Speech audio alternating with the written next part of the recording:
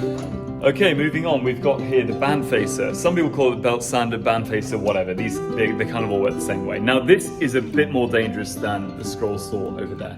So the band facer is used for straightening up edges you've cut. So if you've cut something with a scroll saw, it's very hard to cut straight lines with a scroll saw. In fact, it's nearly impossible. So what you'd normally do is cut the material on the scroll saw just to waste away a big area. Then you'd use the band facer just for sort of precision finishing, so you can get a nice flat straight edge. So for example, on this bit of timber here, like if you'd cut that angled edge there, you can then actually angle the base.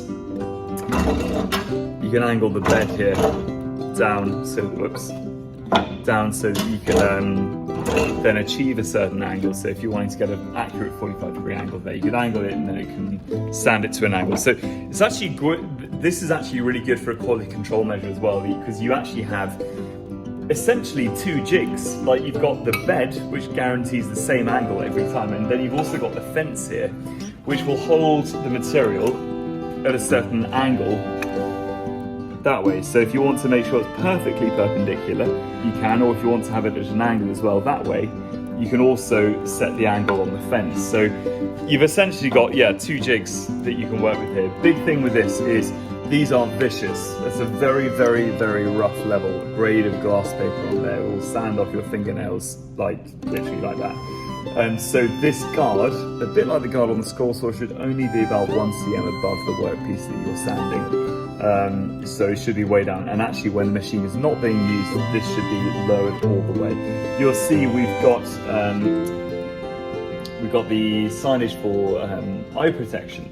But also with this, you really need to have proper training on it. So you need to be wearing goggles, apron. Now the purpose of the apron here is it actually also holds any loose bits of clothing. Now you guys, if say it was Monday and you were wearing your tie for your uniform, that would actually hold your tie securely, to stop it getting obviously caught and dragged into the machine. That's why you have to tie your hair back as well. And goggles need to be on for what we call flying workpiece. So that's for like any debris or anything like that that comes off the machine. So just keeps your eyes safe. In terms of emergency stops as well, the difference between this and the scroll saws, this has a dead man switch here, or an isolation switch. So what this means is I can't now turn the machine on. I have to manually release the emergency stop to then turn the machine on. And we've also got a knee stop down there. Now that's actually the main stop that you should be using. The dead man switch here is really only for if you're in an emergency or something like that.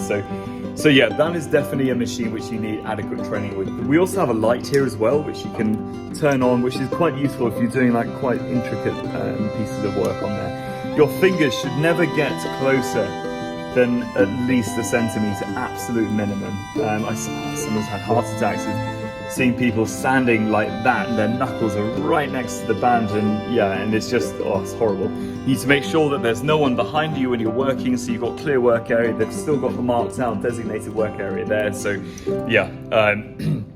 that's why health and safety is everyone's priority.